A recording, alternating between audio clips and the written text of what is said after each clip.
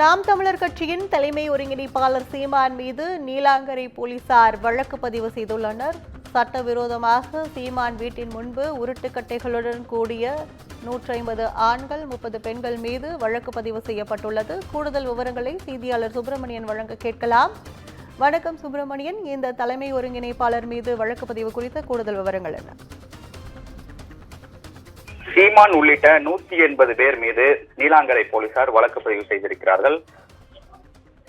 தந்தை பெரியார் திராவிட கழகம், அதே போல மே 17 இயக்கம் ஆகியோர் கடந்த 22ஆம் தேதி சீமான் வீட்டை, சென்னை நீலாங்கரையில் இருக்கக்கூடிய சீமான் வீட்டை முற்றுகையிட்டு போராட்டம் நடத்தினார்கள்.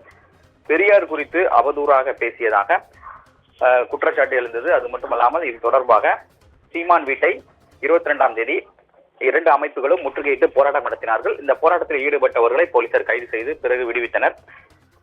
இந்த நிலையில் இந்த தந்தை பெரியார் திராவிட கழகத்துடைய நிர்வாகி ஜனா விஜய் என்பவர் ஒரு புகார் அளித்திருக்கிறார் நீலாங்கரை காவல் நிலையத்தில். அதில் சீமான் உள்பட 180 பேர் தங்களுடைய அமைப்பினரை தாக்குவதற்காக உருட்டுக்கட்டைகளுடன் வீட்டில் பதுங்கி இருந்ததாக புகார் அளித்திருந்தார். அந்த புகாரின் அடிப்படையில் நீலாங்கரை போலீசார் சீமான் உள்பட 180 பேர் மீது 4 பிரிவுகளின் கீழ் வழக்கு பதிவு செய்திருக்கிறார்கள். கூடுதல் விவரங்களுக்கு நன்றி.